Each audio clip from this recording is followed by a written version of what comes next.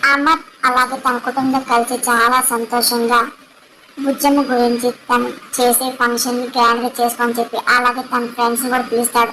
అందరు కలిసి వెళ్తారు. ఇంకా చాలా సంతోషపడుతూ ఉంటారు. ఇంకా మనోరి అలాగే ప్రచండ కలిసి పక్కా ప్లాన్ వేసి ఎలాగైనా ఈ రోజు బుజ్జమ్మని చంపేయాలి, శక్తి తీసుకోవాలి అని చెప్పి ప్రచండ తన శిశుతో కలిసి వస్తాడు. అలాగే మనోడు పక్కా ప్లాన్ వేసి వాళ్ళ ఎక్కడ మొత్తం అంతా చెప్తుంది.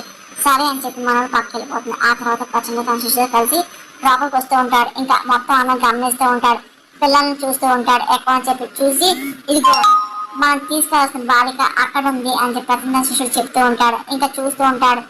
ఇక్కడ ఇంతమంది ఉన్నారు, ఎవరికంటా పడకుండా అసలు ఆ పిల్లని ఎలా తీసుకెళ్తాం అని చెప్పి శిష్యుడు అన్న మాటలకి ఆ పిల్లని యథాతథంగా ఎత్తుకెళ్ళలేము, తన రూపాన్ని ఆకారాన్ని మార్చి తీసుకెళ్ళాలి అని చెప్పి ప్రచండ ప్లాన్ వేస్తూ ఉంటాడు. అలాగే బుజ్జమ్మ చూస్తూ ఉంటాడు. బుజ్జమ్మ ఎప్పుడైతే పక్కకు వస్తుందో తన మనసుని ఉపయోగిస్తూ ఉంటాడు. ఇంకా బుజ్జమ్మని ఎవరికి అనుమానం రాకుండా తీసుకెళ్ళడానికి ప్లాన్ వేస్తూ ఉంటాడు. ఇంకా అదే పనిగా అమర్ అలాగే బాగి వచ్చిన వాళ్ళతో మాట్లాడుతూ ఉంటారు. ఇంకా తన మనసుతో బుజ్జమ్మని ఒక్కసారిగా పూలకుండలా మార్చేస్తాడు. ఇంకా బయటికి తీసుకెళ్లి ఇంకా బుజ్జమ్మని చంపాలని చెప్పి ప్రచండ పక్కా ప్లాన్ వేసి తీసుకెళ్ళడానికి సిద్ధమవుతూ ఉంటాడు.